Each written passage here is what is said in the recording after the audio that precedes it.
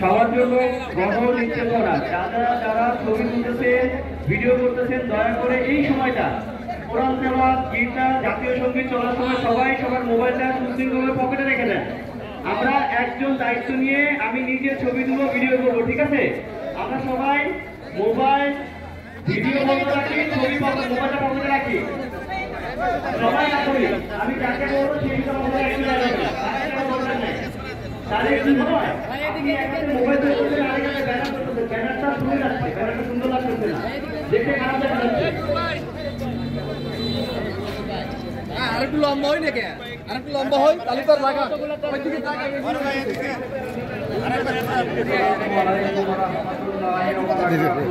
আমি করতেছি, আমি করবো।